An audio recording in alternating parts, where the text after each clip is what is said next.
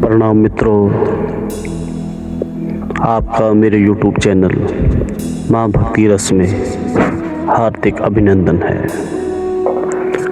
आप मेरे चैनल पर आकर छोटी छोटी कहानियाँ बड़े भावपूर्ण रूप से सुनते हैं। आपका बहुत बहुत धन्यवाद,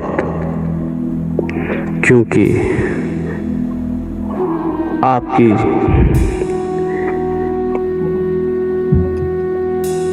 जो सुनने की प्रक्रिया है वो कुछ करने की इच्छा रखती है।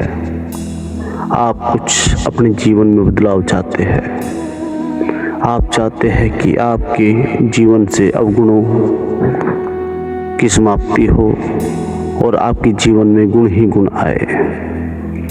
इसलिए मित्रों, कुछ नया, कुछ अनूठा कर दिखाने की चाह अगर किसी व्यक्ति को नाम सम्मान दिला सकती है तो वही ललक उसमें आत्मविश्वास और आत्मसंतुष्टि का संचार भी कर सकती है। परंतु उसके लिए आवश्यकता है तो केवल सही सोच और सही राह की। इसी के मद्देनज़र अपने एकत्रित संग्रह में से कुछ खास और चुनिंदा छोटी छोटी कहानी आप सबके लिए प्रस्तुत करता हूँ। मेरा आपसे अनुरोध है कि आप इन्हें अवश्य सुने और इनमें से कुछ शिक्षा लेकर लाभ उठाए। आशा है ये प्रेरणात्मक प्रसंग प्रेरणा स्रोत बनकर आपका मार्गदर्शन करेंगे और आपके जीवन को सफल बनाने में अवश्य सहायक सिद्ध होंगे, क्योंकि आपका सहयोग ही मेरी गतिशीलता, प्रोत्साहन और सफलता का बीज मंत्र है, जिसके लिए मैं आप सबका हमेशा आभारी रहूँगा। मित्रों, आप हर रोज़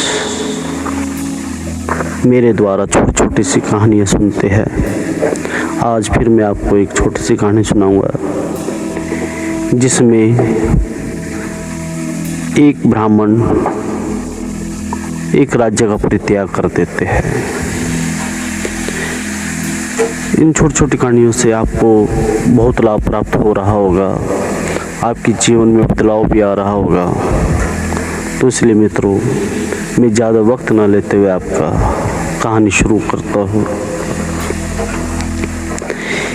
एक समय की बात है, राजा विक्रमादित्य के राज्य में एक सदाचारी और संतोषी ब्राह्मण रहता था।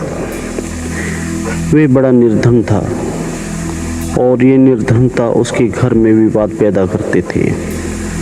उसकी पत्नी असंतुष्ट थी और चाहती थी कि ब्राह्मण आधिकारिक धन कमाए। अंततः वह पत्नी के दबाव में आकर ब्राह्मण धन प्राप्ति के लिए घर से निकला। मार्ग में एक महात्मा से उसकी भेंट हुई। महात्मा ने ब्राह्मण को चिंतित देखा तो कारण पूछा। ब्राह्मण ने उन्हें अपना किस्सा व्याख्या सुनाया। महात्मा ने उनकी समस्या के समाधान का आश्वासन दिया।